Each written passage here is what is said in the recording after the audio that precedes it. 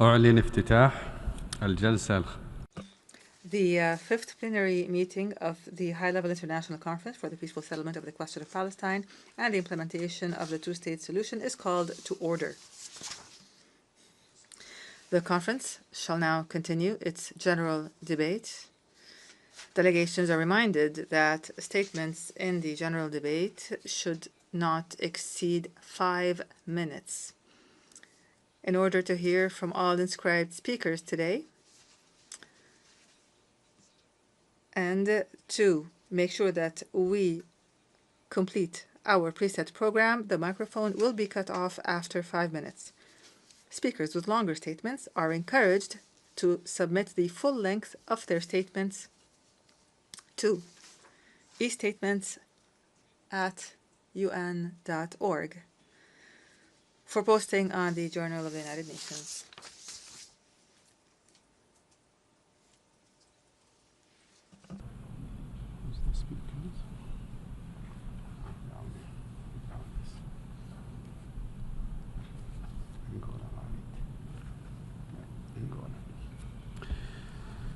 I now give the floor to the distinguished representative of Angola.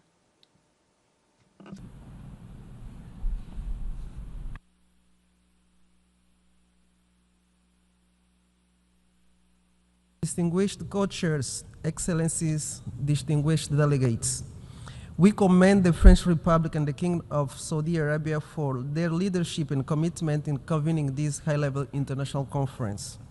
Angola aligns itself with a statement delivered by Uganda on behalf of the G77 on behalf of non-allied movements.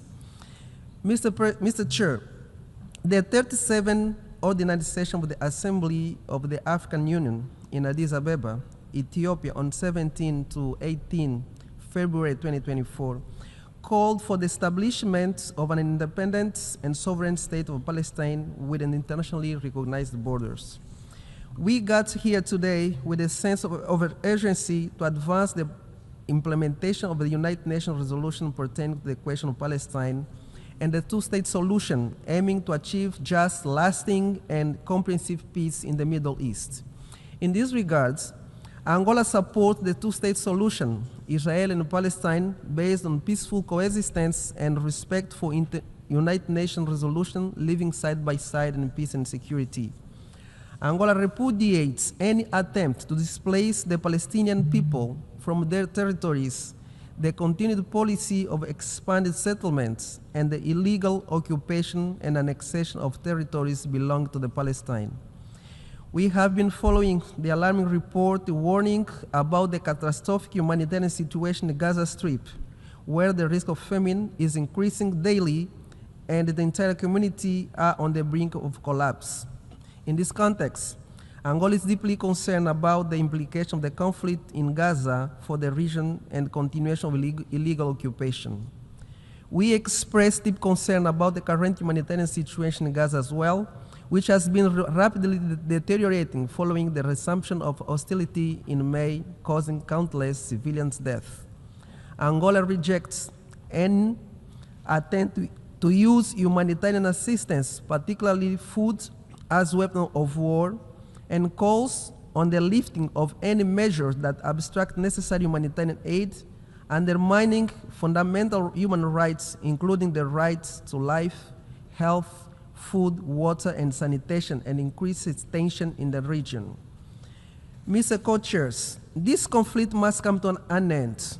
The immediate implementation of the ceasefire cannot wait any longer. Full and unlimited humanitarian assistance must be provided. All hostages must be released unconditionally. The time has come for our collective action for the benefit of those in Gaza who see this organization as their last hope for peace and stability. In this context, Angola expresses its support for the ongoing diplomatic effort led by the United States, Egypt, and Qatar to bring the parties back to the implementing the ceasefire agreements as outlined in the Security Council Resolution 2735 adopted in 2024. We therefore urge the parties to act in good faith in fulfillment their obligation to implement the resolution adopted by the Security Council. We also urge the parties to show maximum flexibility to quickly reach an understanding that can lead to the implementation of the agreed ceasefire. We believe that this is the ideal path toward achieving lasting peace in the Gaza and preserving peace and security in the Middle East. The Republic of Angola reaffirms the right of the Palestinian people to self-determination, including the right to have an independent state, and calls on the Security Council to admit Palestine as a full member of the United Nations.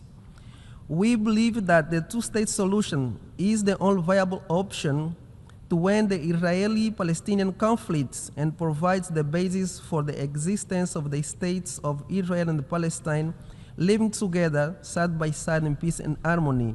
In this regard, Angola rejects all attempts to destroy the two-state solution and reaffirms its commitment to promoting a just, lasting, comprehensive, and peaceful solution to the question of Palestine in all its aspects. Thank you. I thank the distinguished representative of Angola. I now give the floor to the distinguished representative of Denmark.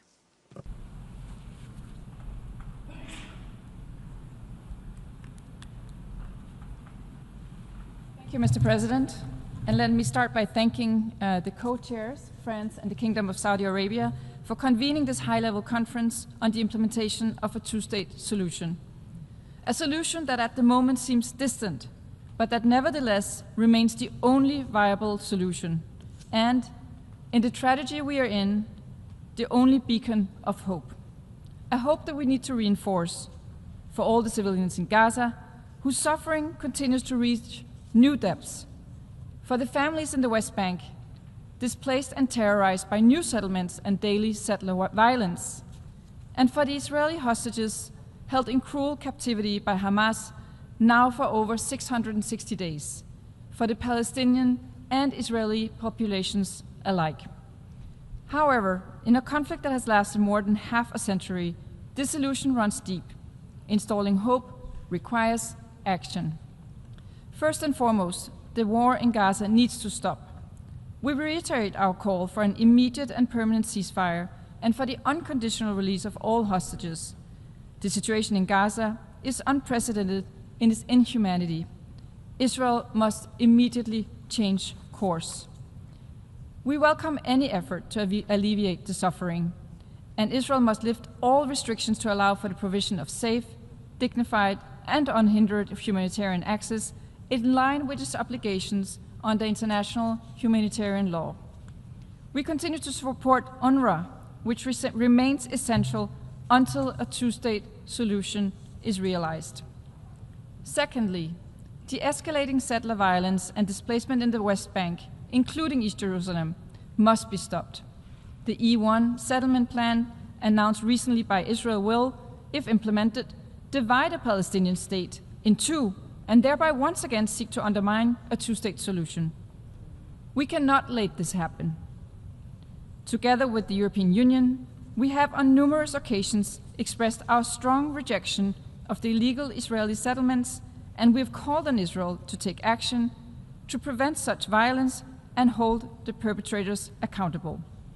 For the two-state solution to be realized, there can be no forced displacement of the population or unilateral attempts to change the territory and demography of the occupied Palestinian territory. This constitutes a clear violation of international law.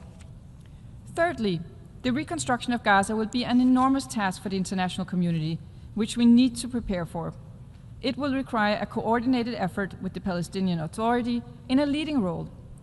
We welcome the recent plan presented by the Arab Group for early recovery, reconstruction, and development of Gaza as a good basis to discuss next steps for Gaza. Denmark will be ready to contribute with substantial funding to early recovery and reconstruction efforts as soon as the situation on the ground permits, and we urge others to do the same. Finally, we need to see a return of the Palestinian Authority to Gaza, with the whole of Palestine unified under one political leadership. We reiterate that Hamas can have no future role in governing Gaza. We also commend the authority for renouncing Hamas and the October 7 terrorist attacks, and for embarking on the necessary reform agenda. To advance a two-state solution, Denmark has maintained a consistent and committed engagement with the Palestinian Authority since its establishment. Reform and capacity building of the Palestinian Authority is a necessary condition along the path to a credible Palestinian state and key to a two-state solution. Only a reformed, stable, and capable Palestinian governance structure can help ensure a renewed political process that in time will address the fundamental aspects of the Israeli-Palestinian conflict. We stand ready to continue our support to the authority, including in order to pave the way for new elections. We oppose Israel's continued withholding of over $2 billion in clearance revenues with a devastating effect on the Palestinian economy. In conclusion, Denmark reiterates its steadfast commitment to the realization of the two-state solution. Israelis and Palestinians deserve a comprehensive, just, and lasting peace. At this critical juncture, and through this conference, we must do everything in our power to support that. I thank you.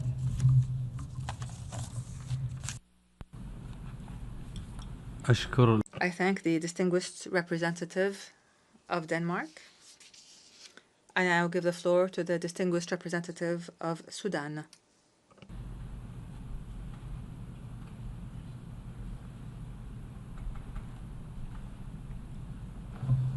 In the name of God, the most gracious, the most merciful, Mr. President, ladies and gentlemen, at the outset, we express our appreciation to the Kingdom of Saudi Arabia and the Republic of France, and we thank them for holding this important conference to arrive at a peaceful resolution to the question of Palestine and the implementation of the two-state solution. This conference is taking place at a dangerous historic crossroads where the Middle East is facing constant tensions and escalation in a manner that threatens peace and stability in the region. This requires quick action and with a sense of responsibility and adherence to international law to deal with the situation in a manner that would put an end to violence, war, and instability. For the past 2 years, the destructive war on the Gaza Strip has been killing thousands of civilians and displacing them, and the humanitarian situation is beyond catastrophic, and the destruction is unprecedented. The number of those killed and martyred has exceeded 59,000, most of whom were women and children, not to mention the thousands of wounded and millions of displaced. The time has come to put an end to this humanitarian catastrophe and to arrive at a political solution through negotiations that would lead to the establishment of an independent and sovereign Palestinian state in the 1967 borders. This international conference is a historic opportunity that must not be wasted so that we could transform this widespread international support for the two-state solution into a tangible reality through specific measures and with specific timelines and with sincere and tangible international support. This conference must be a turning point that goes beyond simply making statements and expressing empathy. Rather, it must become or must turn into actual steps that would lead to a ceasefire in Gaza and put an end to the humanitarian crisis and enable the Palestinian people to establish their independent state and exercise their right to self-determination so that people in the region and future generations can live in peace and security. We value the efforts of Qatar, Egypt, and the United States to arrive at a ceasefire in the Gaza Strip. And for the right foundations to be available to this conference, we note the previous resolutions issued by the General Assembly and on the question of Palestine, the widespread international consensus on the two-state solution and the Global Alliance for the two-state solution, the ICJ's advisory opinion on the legal effect of the Israeli practices in the occupied Palestinian territories. And based on the above, we hope that this conference would arrive at practical outcomes, including the full recognition of the State of Palestine and granting it full membership in the United Nations. And here we welcome the declarations by several countries of their recognition of the State of Palestine. Put an end to settlements and taking actual steps, practical steps towards settlement activity and withdrawal from Gaza, put a ceasefire or immediate ceasefire in Gaza and opening the border crosses so that humanitarian aid can be accessed, the right of return to the refugees, Palestinian refugees, and guarantee the safety and protection of civilians, implementing the ICJ's advisory opinion, providing financial and political support to the Arab Islamic plan on the reconstruction of Gaza, and finally, defending and supporting UNRWA so that it can perform its tasks and refusing any harm to its mandate. I thank you, Mr. Chair.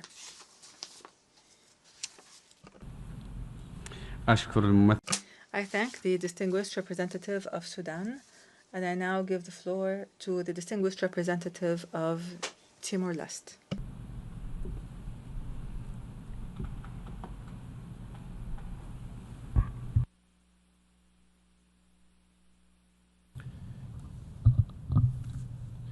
Mr. President, Excellencies, first, I thank France and Saudi Arabia for convening this conference. The path to peace between Israelis and Palestinians does not lie in declarations made from afar. It lies with those who bear the weight of this conflict daily, the Israeli and Palestinian people. Only they can craft a future rooted in dignity, coexistence, and mutual recognition. However, they cannot do it alone. Our collective responsibility is to accompany them with courage, clarity, and consistency. Mr. President, this conflict is not a question of ideology alone, but a human tragedy. Generations of both peoples have endured trauma, loss, and fear. The Jewish people, scarred by centuries of persecution and the unfathomable horror of Holocaust, built a homeland in Israel. Palestinians, displaced and stateless for decades, continue to struggle for a nation where they can live with freedom, safety, and self-determination. These narratives are not irreconcilable. They are parallel truths that can and must form the foundation for a just and lasting peace. The two-state solution remains the only viable path forward, enshrined in international law, grounded in UN resolutions, including Resolution 181 and reaffirmed by global consensus. However, aspirations must now become action. Timor-Leste firmly condemns the October 7 attacks by Hamas, a brutal and inexcusable act of terror against civilians. No cause can justify the deliberate target of innocents. Equally, we must denounce the disproportionate military responses that have devastated entire communities in Gaza. The laws of war are not optional. Civilians must never be collateral. Hospitals, homes, and schools are not legitimate targets. Collective punishment is not security. It is a moral failure.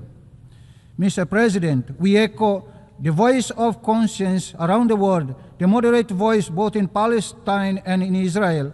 The suffering in Gaza must end. Humanitarian access must be guaranteed. Hostages taken must be returned safely. Lives be protected, and hope must be restored.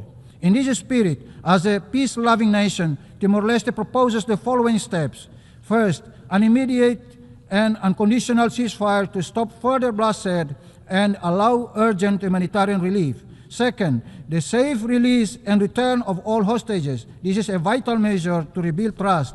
Third, deployment of an international civilian protection presence grounded in the Geneva Conventions to safeguard vulnerable communities. Fourth, a UN-led peace conference with participation from Israel and unified Palestinian leadership, the Arab League, the EU, BRICS, and other peace-loving nations to address final status issues. Fifth, long-term coordinated international support to rebuild Palestinian institutions and ensure a credible, unified leadership committed to peace. We believe that a unified, democratic, and legitimate Palestinian leadership can and will deliver peace. At the same time, we, as members of the United Nations, must recognize that military dominance will never guarantee true security. Real peace comes from recognition, not repression, compromise, or coercion. Timor-Leste aligns with the position of the Arab League, BRICS, and other peace-loving nations in supporting the establishment of a Palestinian state and a just solution for refugees as per international law. We also welcome the Arab Peace Initiative and believe that recent democratic efforts such as the Abraham Accords show that dialogue between former adversaries is possible. As President José Ramos Horta of Timor-Leste reminds us, the Jewish people rising from the ashes of genocide sought sanctuary in their state. Palestinians long displaced deserve the same. Let us amplify the voice of moderation and reason of both sides. They exist and must not stand alone.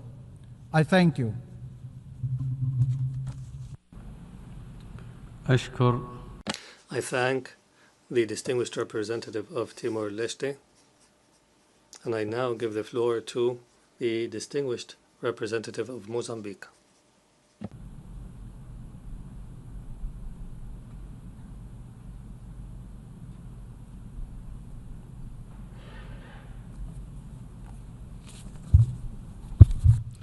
Distinguished co-chairs, we thank the co-facilitators, France and the Kingdom of Saudi Arabia, for their exemplary leadership, and to the 8 thematic groups for their diligent and invaluable work in preparing this historic gathering. Mozambique fully aligns itself with the statement delivered by Uganda on behalf of the non-aligned movement and wishes to highlight few key points in our national capacities. Co-chairs, as we convene over these 3 pivotal days, the eyes of the world are upon us. There is a profound expectation rooted in justice and human dignity that we will shoulder our collective responsibility and deliver tangible, meaningful outcomes. This conference echoes events from nearly 78 years ago, when the Security Council endorsed the vision of a two-state solution in 1947, a decision intended to mark an enduring step toward the Palestinian people's inalienable right to self-determination, freedom, peace, and justice. Palestine, recognized by over 140 countries, continues to await for the full realization of its right to self-determination as a sovereign nation.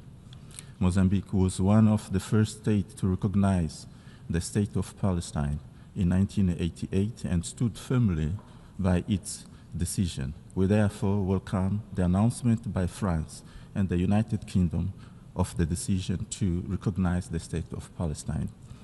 The Palestinian people continue to endure immense suffering, humiliating military occupation, starvation used as a weapon, obstruction of humanitarian aid, the deliberate targeting of civilians, including children, and the destruction of vital civilian infrastructure.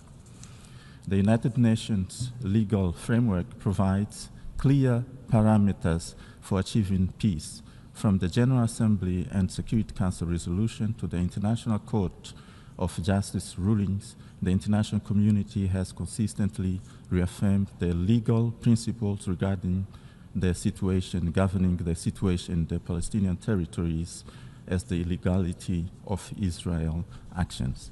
Co-chairs, Mozambique firmly recalls that violence, unilateral measures, and the systematic use of force only deepens the crisis and exacerbate its far-reaching consequences. We unequivocally condemn all acts of violence, whether by Hamas or by Israel. Mozambique reaffirms its principled position. A viable, lasting peace can only be achieved through the peaceful settlement of disputes and the realization of the two-state solution. To advance this vision from rhetoric to reality, we call for the immediate implementation of the following urgent measures. First, an immediate and unconditional ceasefire to create the necessary space for meaningful dialogue and humanitarian action. The immediate and unconditional release of all hostages and arbitrarily detained persons, ensuring their safe return to their families. the unimpeded and protected delivery of humanitarian assistance to all civilians in need, the full admission of Palestine as a member state of the United Nations. Co-chairs, Mozambique supports all genuine peace efforts and initiatives aimed at a peaceful settlement of the question of Palestine, particularly those led by Qatar, Egypt, Saudi Arabia, and the United States, the League of Arab States, and the Organization of Islamic Organization. The time for half measures and empty promises is over. The Palestinian people deserve justice, dignity, and sovereign state. The Israeli people deserve security and peace. And finally, the international community now faces both a responsibility and a unique opportunity to act with resolve. Let us translate the collective commitment expressed during this conference into meaningful action. And finally, make the long overdue two-state solution a reality. I thank you very much. I thank the distinguished representative of Mozambique, and I now give the floor to the distinguished representative of Bosnia and Herzegovina.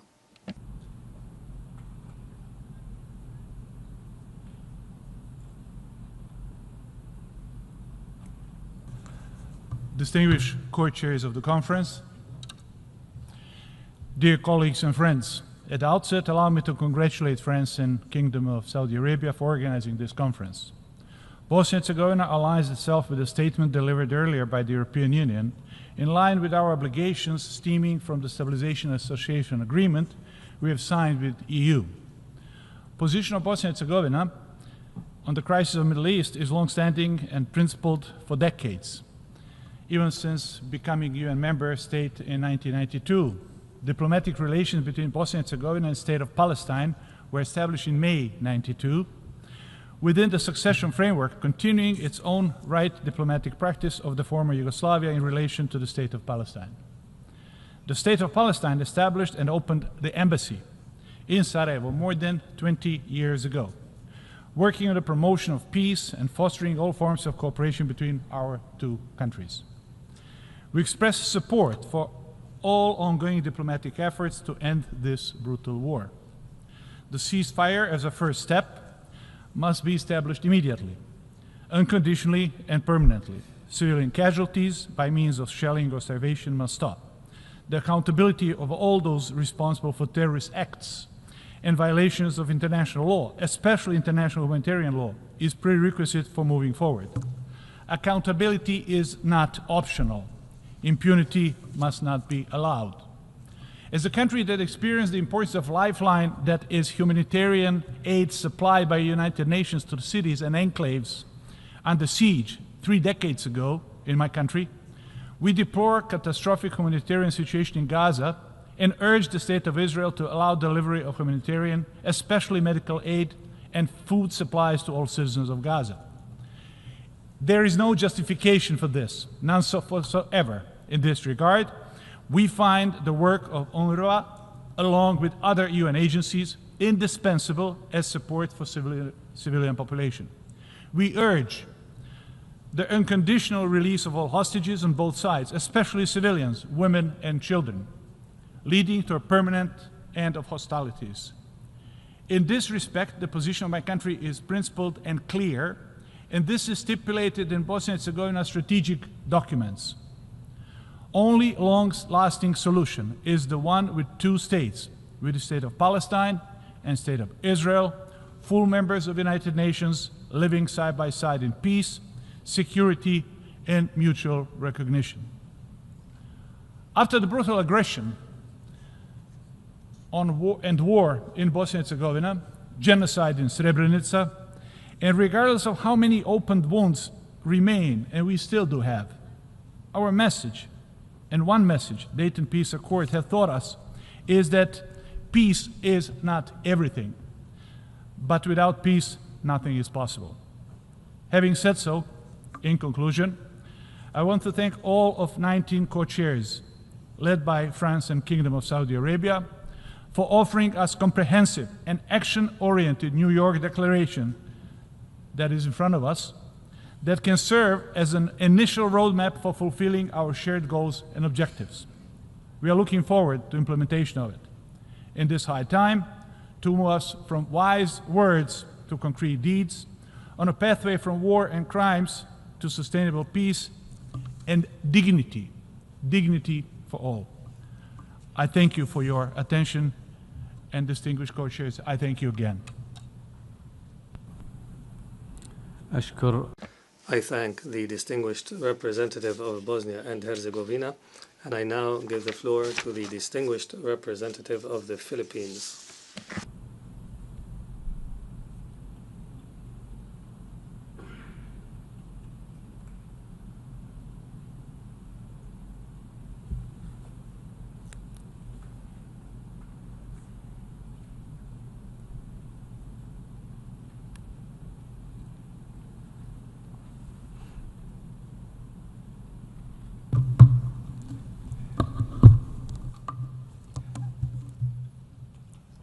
Mr. President, the Philippines joins other member states in thanking France and Saudi Arabia for their excellent leadership in laying the groundwork for this international conference aimed at further advancing global efforts for the peaceful settlement of the question of Palestine and the implementation of the two-state solution.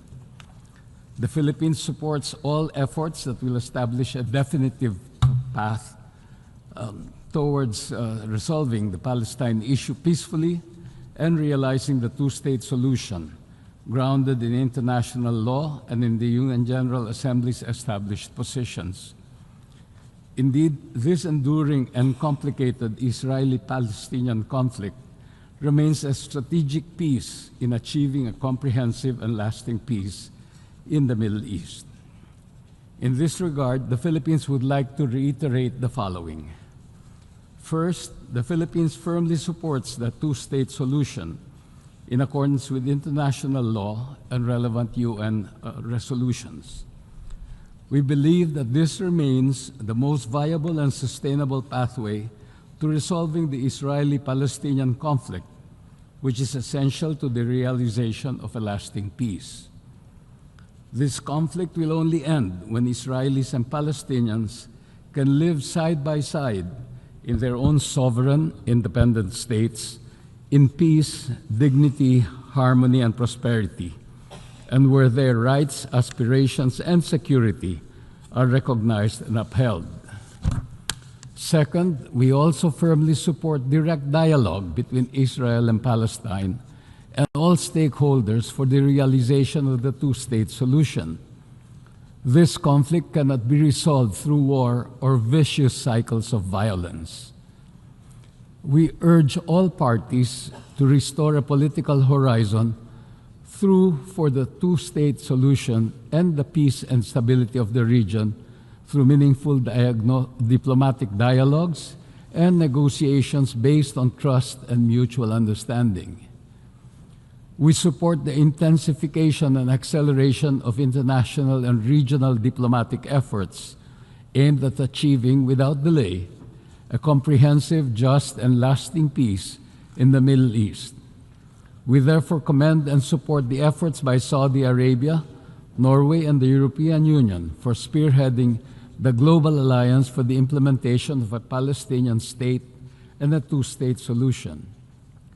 Third, we support a complete and permanent ceasefire in Gaza, the release of all hostages, and the provision of humanitarian assistance for those affected by the conflict.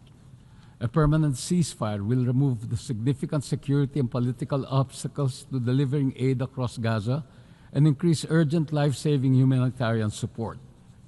Fourth, we remain gravely concerned over the catastrophic humanitarian situation in Gaza, which has resulted in an alarming number of casualties, particularly women and children. In this regard, we call on all parties to adhere to their obligations under international law and international humanitarian law, with particular emphasis on the protection of civilians, especially women and children, and the facilitation of the rapid, unhindered, and safe humanitarian relief for all civilians in need in Gaza. Fifth, we firmly support the acceptance of Palestine as a member of the United Nations, a position that has been consistently supported by an overwhelming majority of the General Assembly. Toward this end, we support steps that would further expand Palestine's involvement in various UN processes that would eventually pave its full membership in this august body. 6, the Philippines affirms its readiness to form part of UN-led peacekeeping and/or humanitarian contingent in Gaza, contributing peacekeepers, teachers, and/or medical workers if authorized by the UN Security Council. The Philippines reiterates its enduring support and cooperation as we work together and commit to ending war, upholding justice, respecting human rights, promoting sustainable development, and maintaining international peace and security. Thank you, Mr. President.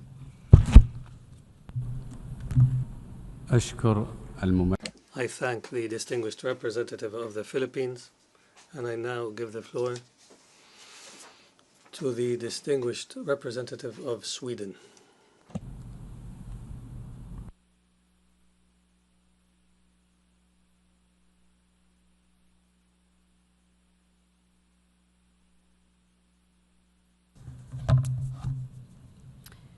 Co-chairs, I am here today to reaffirm Sweden's commitment to peace, justice, and a two-state solution. The ongoing war, beginning with the horrific terrorist attacks by Hamas, has led to a level of suffering in Gaza that is hard to imagine. It is in the interest of all states to not only bring the current war to an end, but to ensure a sustainable two-state solution. I would therefore like to express Sweden's appreciation to France and the Kingdom of Saudi Arabia for this conference. Sweden has consistently advocated for a peaceful resolution to the Israeli-Palestinian conflict based on international law and mutual recognition. We stand firm in our support of both states' right to freedom and security. Sweden recognized the State of Palestine in 2014. Our long-standing commitment to peace in the Middle East dates back to 1948 and the efforts of Swedish UN mediator Folke Bernadotte, who advocated for a peaceful and sustainable resolution to the Israeli-Palestinian conflict and emphasized the importance of humanitarian efforts during wartime. This commitment lives on to this day. This conflict must not continue indefinitely. The two-state solution requires bold leadership and difficult compromises by both Israel and Palestine. Both parties must come to the negotiating table with a genuine commitment to peace, and the international community must be ready to support. Let me share a few specific examples of how the Swedish government provides concrete support to a two-state solution. Sweden remains the largest contributor to the EU police mission to Palestine and continues to support the EU border mission, key to capacity building in the security sector and to promoting rule of law. We have a well-established cooperation between our central bank and its Palestinian and Israeli counterparts, and Sweden has provided over $100 million in humanitarian support since the start of the war in Gaza, in addition to our long-term development cooperation in Palestine and our substantial core support to the UN agencies active there. We must also hold accountable those who undermine peace through violence or unilateral actions. Any steps towards territorial or demographic changes are unacceptable. Sweden calls for EU sanctions against extremist Israeli ministers who promote illegal settlement policies and counteract a future two-state solution. It is completely indefensible to block the distribution of humanitarian aid to civilians in need. Sweden demands that the Israeli government act immediately to alleviate the human suffering and allow unrestricted and sustained humanitarian access to all parts of Gaza at scale and in line with humanitarian principles and international humanitarian law. It is totally unacceptable that children are now starving to death in Gaza, while the aid workers who are there to help are being attacked. Let us not forget that starvation of civilians as a method of warfare constitutes a war crime. And we demand again and again that Hamas immediately and unconditionally release its hostages. We also firmly reiterate that Hamas cannot have a role in the future governance of Gaza. Let me be clear. The path to peace is neither quick nor easy, but it is a path necessary taking through irreversible steps. Today marks a new chapter of intensified efforts. We call on all parties to return to the negotiating table with courage, respect for international law, and a commitment to the dignity and human rights of Israelis and Palestinians alike. Sweden stands ready to support meaningful dialogue, to uphold the principles of justice, and to work with our partners in the international community to turn hope into reality. Thank you.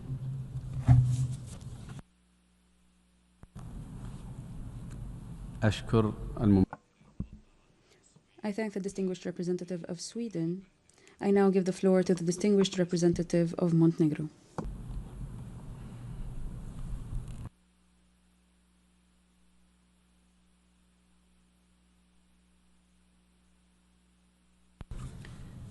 Excellencies, at the outset, I would like to thank France and Saudi Arabia for their leadership in convening this important conference. We also commend the efforts of the United Nations and all mediators working tirelessly to alleviate the human suffering and advance the just and lasting peace in the Middle East. Montenegro strongly condemns the heinous terrorist attack carried out on October 7, 2023, and reiterates that targeting civilians is unacceptable under any circumstances. We remain deeply concerned by the scale of human suffering, particularly in Gaza, where civilians continue to bear the brunt of violence. We welcome the recent steps taken to improve humanitarian access and strongly encourage their continuation and expansion. Humanitarian assistance must reach all those in need safely and without delay. Mr. Chair, Montenegro has long supported a peaceful resolution of the Israeli-Palestinian conflict through the implementation of the two-state solution, in line with international law and relevant United Nations resolutions. As one of the countries that recognize the state of Palestine, our position remains rooted in the conviction that both the Palestinian and Israeli people have an equal and inherent right to live in peace, security, and dignity, each within a sovereign, independent state. We are deeply concerned by devastating humanitarian toll of the ongoing hostilities. The loss of innocent lives, particularly among children and civilians, is unacceptable.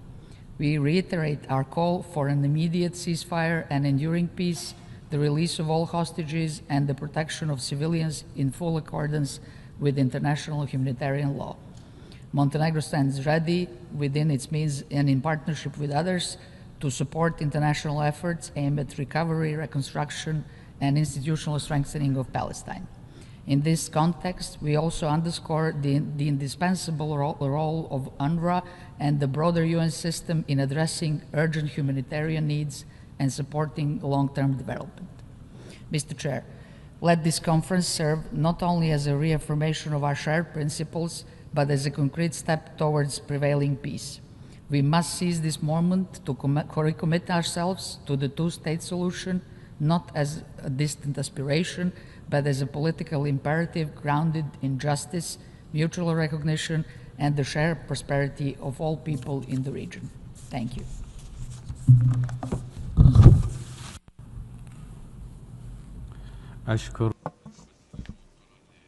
I thank the distinguished representative of Montenegro.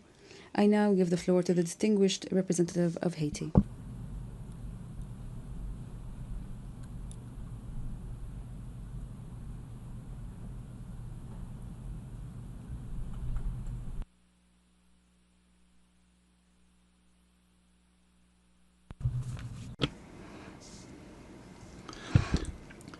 Excellencies, co-chairs,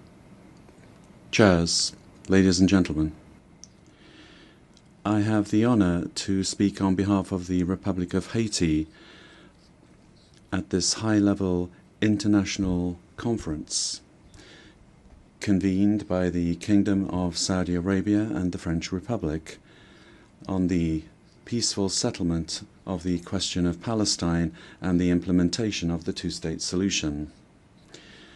As early as March 17, 1949, Haiti was one of the first founding members of the United Nations to recognize the creation of the State of Israel shortly after its declaration of independence, thus affirming its commitment to the principles of law and international legitimacy, At the same time, and always faithful to Article 1, Paragraph 2 of the United Nations Charter, Haiti has consistently supported the right of peoples to self-determination and has, for several decades now, called for the legal recognition of a sovereign and viable Palestinian state.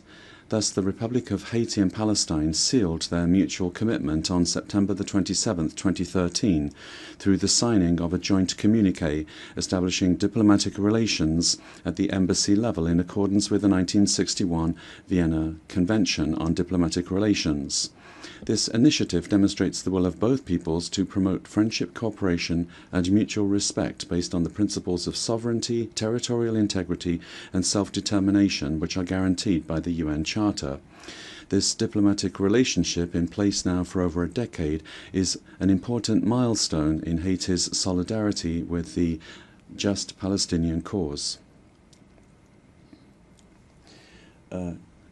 Co-chairs, today Haiti reaffirms its full and unwavering support for the creation of a Palestinian state in accordance with paragraph 2, line 2 of Resolution 7520, which calls on the international community to promote the effective exercise of the inalienable rights of the Palestinian people, particularly its right to self-determination, and to mobilize all forms of assistance in its favor.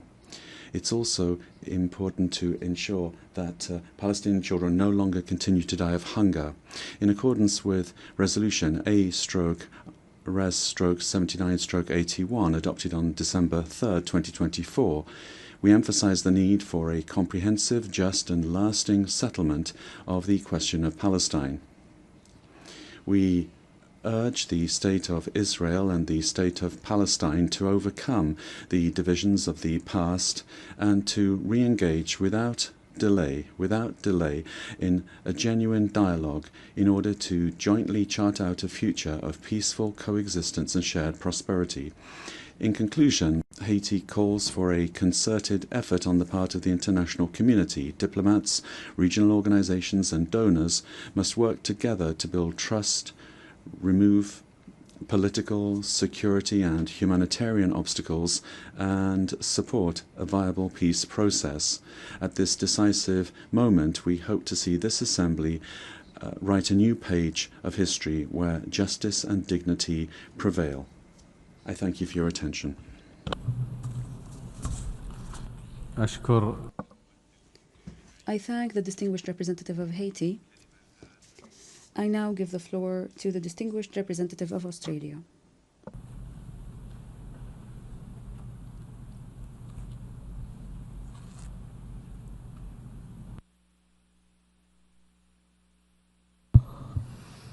Thank you, co-chairs. Australia very much appreciates the leadership of the Republic of France and the Kingdom of Saudi Arabia in co-chairing this conference. We acknowledge the efforts of the working group chairs towards achieving tangible progress towards a two-state solution. 77 years ago, the global community envisioned two states, the State of Israel and the State of Palestine. Australia shares the frustration of the great majority of countries that a Palestinian state still does not exist today.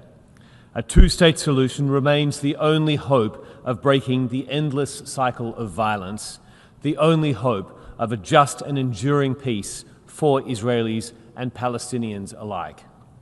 On 29 July, Australia and 14 countries released the New York Call, which makes clear that recognition of a state of Palestine is an essential step to a two-state solution. The statement is upfront about the challenges we face, including with the terrorist group Hamas, which we condemn unequivocally and call upon to release all hostages immediately and unconditionally. The statement expresses our determination to work on an architecture for the day after to guarantee the disarmament of Hamas and its exclusion from Palestinian governance. And we acknowledge the support from the Arab League and other key countries in the region to end Hamas' grip on Gaza.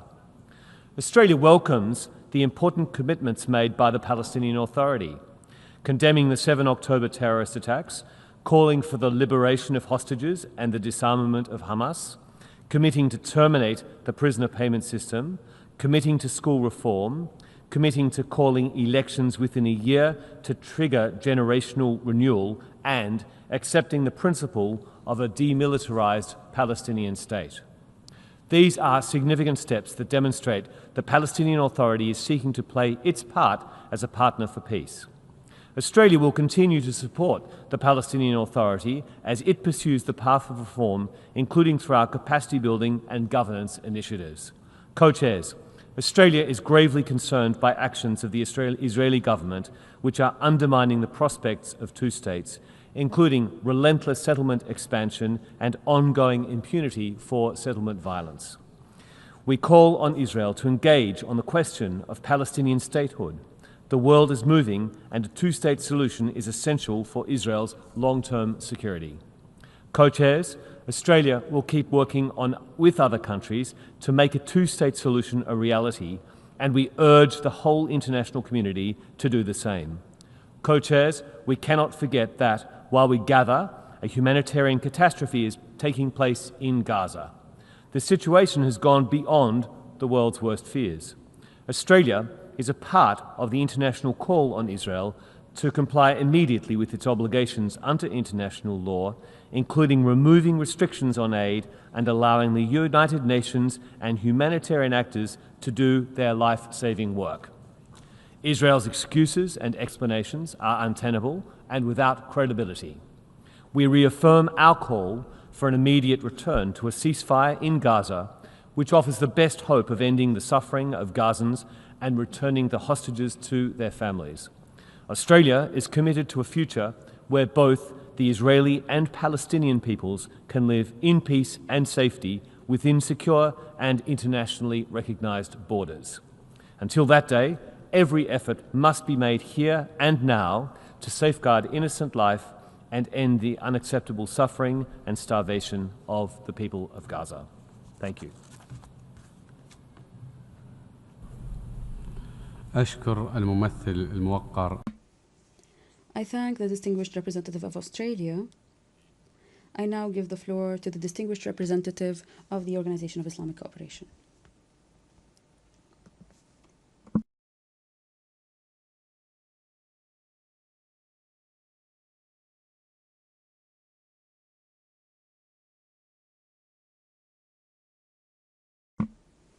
Peace and blessings of God be upon you.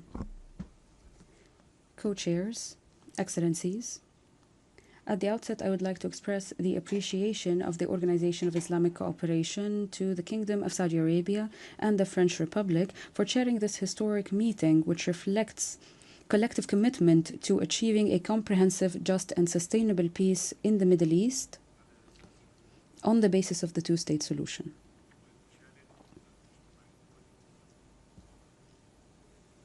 We share the international community's decades-long support of the vision of the two-state solution as the only way to resolve the conflict. Nevertheless, we also stress the need to implement and comply with relevant United Nations resolutions as they represent a political and legal commitment and an indispensable fundamental pillar for achieving peace and stability in the region.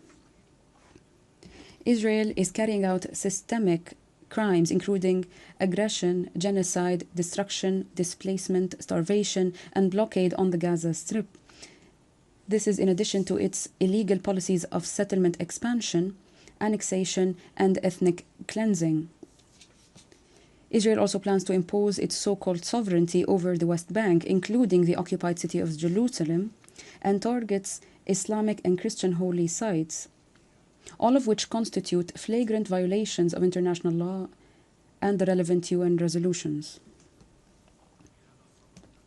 In this regard, we call for an end to all such violations, the imposition of an immediate and permanent ceasefire, the provision of adequate and sustainable humanitarian assistance, the withdrawal of the Israeli occupation forces from the Gaza Strip, and the return of the proceeds of the Palestinian taxes illegally withheld by the Israeli occupation authorities. This release would enable the Palestinian government to meet its obligations throughout the Palestinian territory. We also emphasize the necessity of implementing the Arab Islamic Plan for the reconstruction of the Gaza Strip. Excellencies, We highly appreciate the positions of the countries that have recognized the State of Palestine, especially the announcements made by His Excellency President Emmanuel Macron of France and His Excellency Prime Minister of the United Kingdom Keir Starmer, of their respective countries' intention to recognize the State of Palestine next September. This comes in affirmation of and in fundamental support for the right of the Palestinian people to self-determination and the establishment of their independent state. We urge all states that have not yet done so to fulfill their duty to recognize the State of Palestine and to support its full membership in the United Nations as a fundamental pillar for the protection of the two-state solution and the achievement of peace and stability in the region. We also reaffirm our commitment to support UNRWA, and we call for the provision of political support, sustainable funding, and legal protection for UNRWA. We stress the need for UNRWA to continue its vital and irreplaceable role. In conclusion, we affirm our readiness to work with all international partners to transform our goals and collective commitments into practical and irreversible steps. This is to embody justice and peace through the implementation of the two-state solutions. This must lead to an end to the illegal Israeli occupation and colonial settlement in occupied Palestinian territory. This must also enable the Palestinian people to exercise their inalienable rights, including the right to self-determination and the establishment of a sovereign state within the borders of the 4th of June 1967 with East Jerusalem as its capital, as well as the right of return for refugees under the relevant UN resolutions, especially Resolution 194. Thank you for your kind attention. أشكر الممثل الموقر لمنظمة التعاون الإسلامي. I thank the distinguished representative of the Organization of Islamic Cooperation and now give the floor to the Cooperation Council for the Arab States of the Gulf.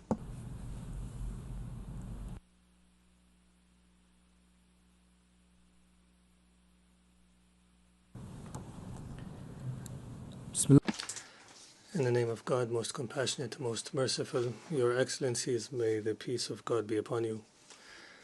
At the outset, I would like to express our deep appreciation for the custodian of the two holy mosques, King Salman bin Abdulaziz Al Saud, the King of the Kingdom of Saudi Arabia, and His Royal Highness Prince Mohammed bin Salman Al Saud, the Crown Prince and Prime Minister of the Kingdom of Saudi Arabia. May God protect them. We thank them for the initiative to establish the Global Alliance for the implementation of the two-state solution. The alliance is a strategic and wise vision that redirects the international community towards the core of the conflict, and it awakens in the global consciousness the historic justice and the basis of the legal settlement and the legitimacy of the question of Palestine. We also highly appreciate the French role led by His Excellency President Emmanuel Macron in the co-chairmanship of this conference and the adoption of His Excellency's genuine positions to lead towards a just solution of this question. Your Excellencies, the Gulf Cooperation Council, since its establishment in 1981, has maintained this central issue in the global conscience and has resisted the attempts to marginalize the Palestine question. And in 2002, the Council announced its full support of the Arab Peace Initiative that was presented by the Kingdom of Saudi Arabia as an integrated strategic vision for a just and lasting peace, to provide a viable formula for a potential peace starting by a Palestinian state on the borders of 1967.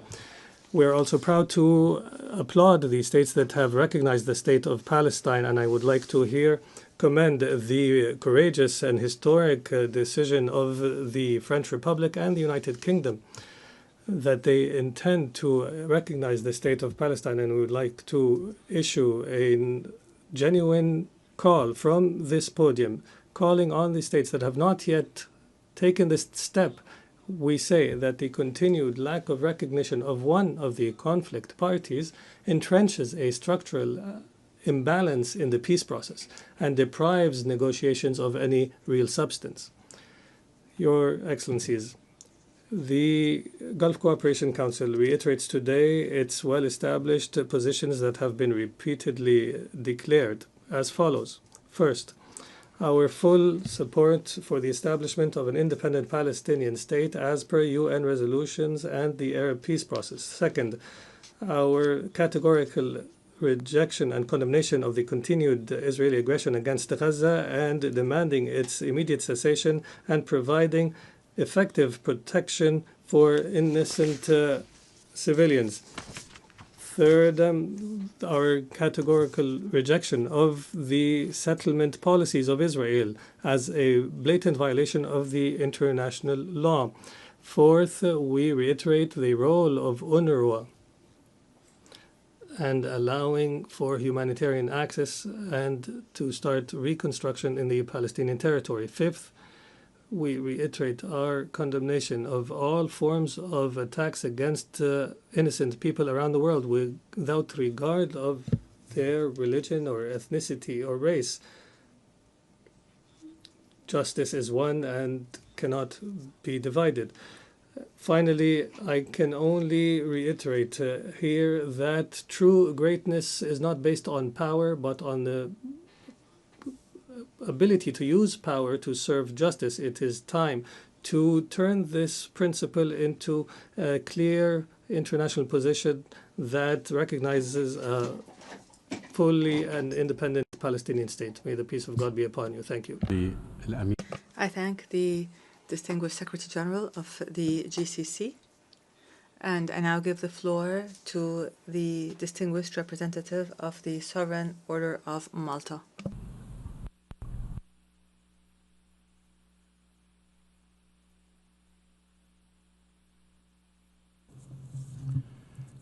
Distinguished co-chairs, excellencies, esteemed delegates. At the outset, our delegation wishes to thank the French Republic and the Kingdom of Saudi Arabia for convening this timely conference, alongside all other participants and stakeholders, at a time when collective dialogue is essential to uphold international humanitarian law and to alleviate the suffering of the most vulnerable. At this critical moment, the humanitarian dimension of efforts to achieve a peaceful and sustainable solution is a shared imperative for the international community. Beyond political deliberations, civilians across the affected territories face growing challenges, displacement, trauma, and barriers to essential aid. All stakeholders must reaffirm their obligations under international humanitarian law to ensure protection, unhindered access, and dignity for those most at risk. In cooperation with the Latin Patriarchate in Jerusalem and the Holy Family Parish in Gaza, the Order of Malta's humanitarian relief agency, Malteser International, has worked alongside international partners to deliver over 200 tons of food assistance to the population in Gaza City. We unreservedly condemn the terrorist acts of 7 October 2023 and the perpetrators and call for the release of all hostages. Our prayers are certainly with the families who are suffering, being left in the limbo of the unknown. We can join others in calling for a cessation of all acts of violence that breach international law and humanitarian principles. Such acts only deepen human suffering and erode the trust needed for any sustainable peace. Protecting humanity must remain central to all collective efforts. Recent events have once again underscored the gravity of the situation. The Sovereign Order of Malta reiterates its view of the attack carried out on 17 July 2025 against the Catholic parish of the Holy Family in Gaza as wholly unacceptable. This assault, on a place of worship, a shelter, and a humanitarian hub, which resulted in the deaths of 3 civilians, injuries to 10 others, including the parish priest, and the displacement of over 600 people, many of them children and patients dependent on life support, stands as a stark reminder of the urgent need to uphold the protection of humanitarian facilities and corridors. Any attack on religious minorities being singled out for their faith is unjustified. In this context, the Order of Malta echoes the appeal of His Holiness Pope Leo for an immediate halt to the barbarity of the war. Beyond this tragedy, humanitarian actors continue to face wider systemic challenges. Financial strain, delivery delays, and complex administrative barriers affect territories under the Paris Protocol. These obstacles threaten life-saving operations from medical care to trauma recovery and psychosocial support for uprooted communities and vulnerable children. We urgently call for an immediate cessation of hostilities and for the unimpeded and sustained delivery of desperately needed humanitarian aid into Gaza. Humanitarian organizations must be granted access to provide assistance without obstruction under clear guarantees of safety and security, both for the affected civilian population and for the personnel delivering life-saving aid, in accordance with international law. The scale of human suffering has become unimaginable.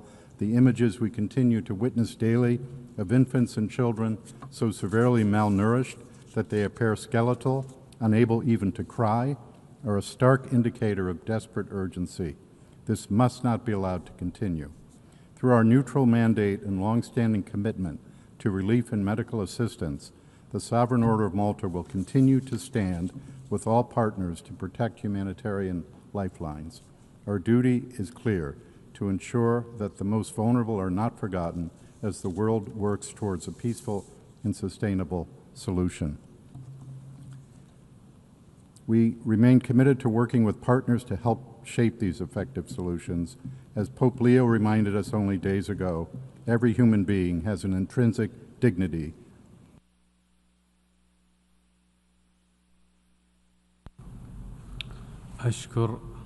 I thank the distinguished representative of the Sovereign Order of Malta. I now give the floor to the distinguished representative of the International Federation of Red Cross and Red Crescent Societies.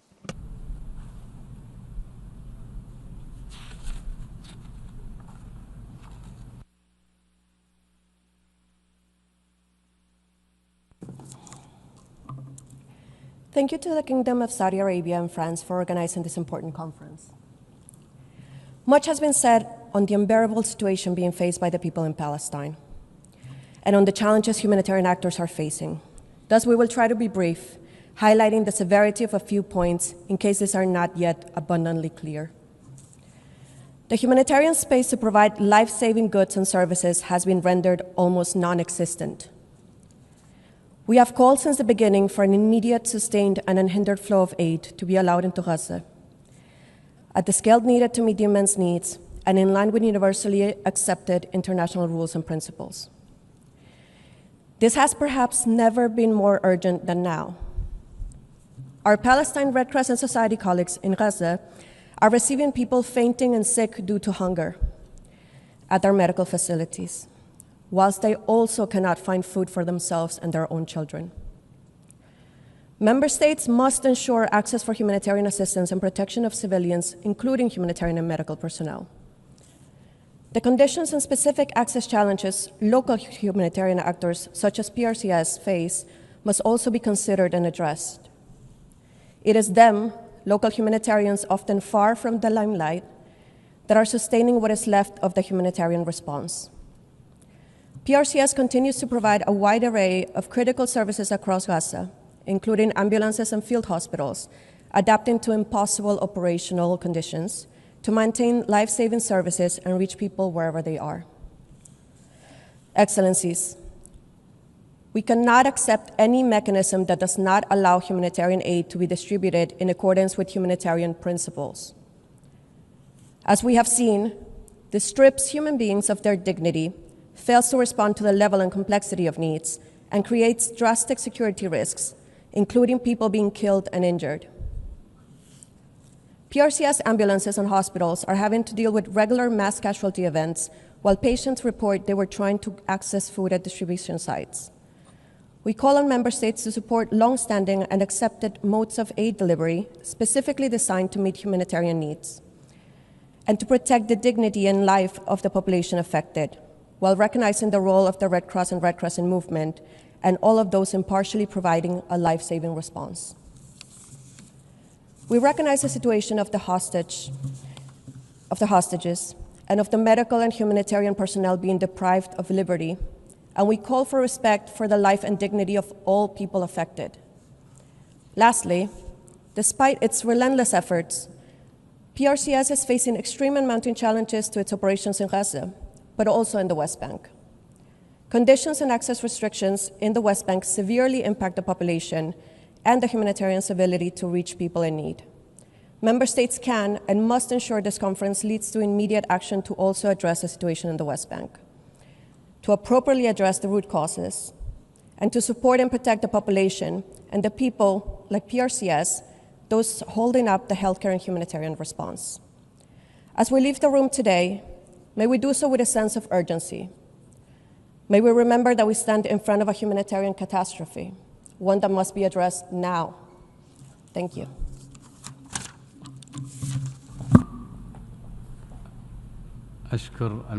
I thank the distinguished representative of the International Federation of Red Cross and Red Crescent Societies.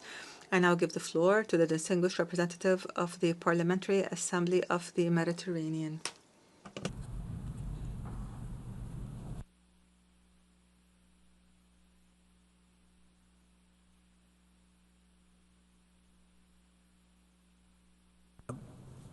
Distinguished co-chairs, France and Saudi Arabia, thank you for convening this very important meeting as a part of unfinished business that the United Nations has. I have the honor to bring you the voice of a 35-member parliaments of the Euro-Mediterranean and Gulf region.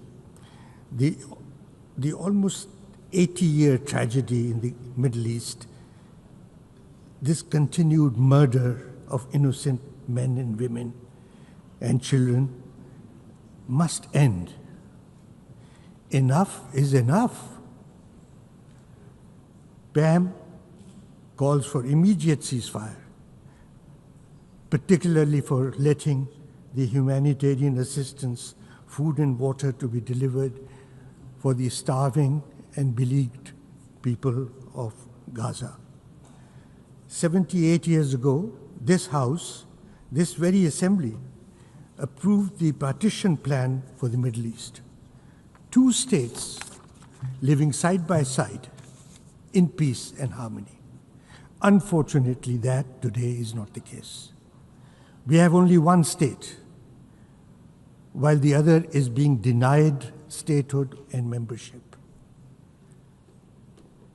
PAM calls for immediate statehood for the state of Palestine, full membership of the United Nations, and without conditions. No other state that became a part of this House came through conditionality. They deserve and they must be made full members. So the two nations of the Middle East could negotiate on the basis of parity and equity. Peace is possible only through dialogue, which even most fragile context is the best way forward if pursued with honesty of purpose and necessary political will. Securing lasting peace in the Middle East has been a priority for PAM since its inception.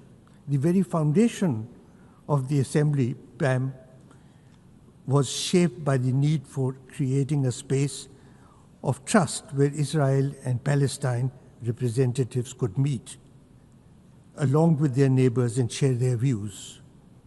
Both Israel and Palestine hold vice presidential positions in the bureau of our organization, PAM, and meet regularly. This is not just symbolic. It is a sense of our belief that more can be achieved through dialogue than through confrontation and war. PAM remains convinced that the pursuit of just, lasting, and comprehensive peace based on a two-state solution is the only viable path to resolve the conflict, ensure security for all, and enable genuine regional integration. PAM also strongly advocates for the release of all hostages, either side, wherever they are, the protection of civilians, and the unimpeded delivery of life-saving humanitarian assistance. For more than 80 years, the conflict in the Middle East has cast a negative shadow across not only the Middle East, but well beyond. The consequences of peace in the Middle East will have positive ramifications throughout our interconnected world. Peace in the Middle East is good for everybody. PAM remains at the disposal of members, Israel and Palestine, and the international community, especially the UN Secretary General, to work towards achieving a permanent ceasefire and peace for all parties. Thank you, sir. أشكر الممثل الموقر I thank the distinguished representative of the Parliamentary Assembly of the Mediterranean, and I'll give the floor to the distinguished representative of the Pan-African Intergovernmental Agency for Water and Sanitation of Africa, for Africa.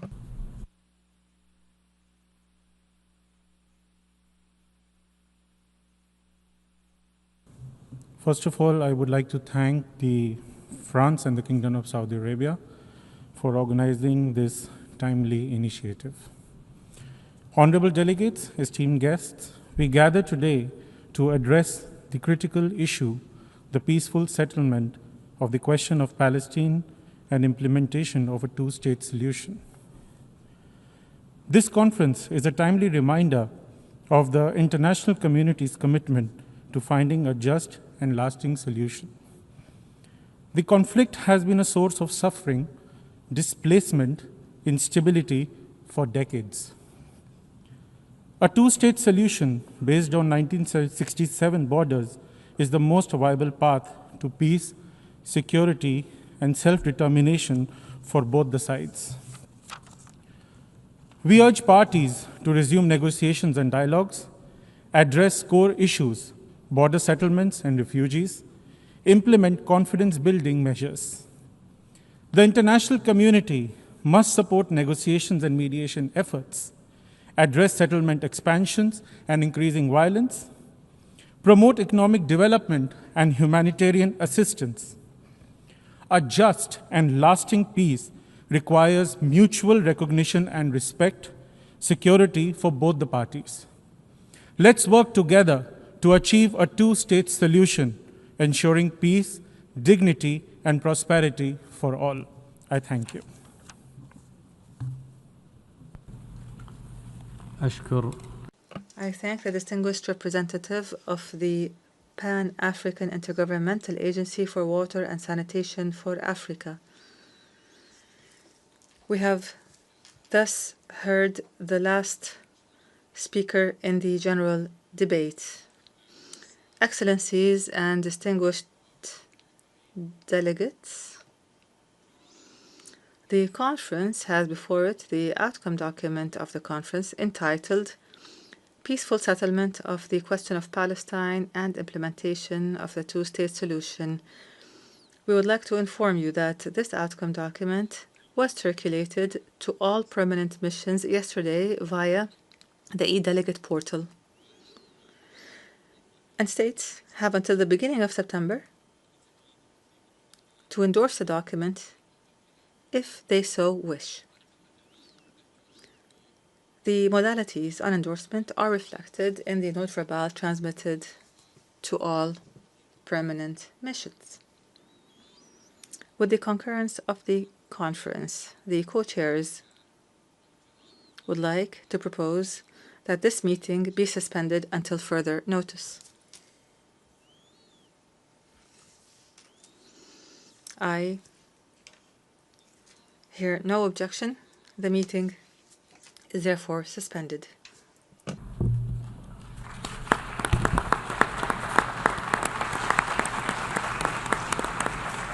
Thank you so much.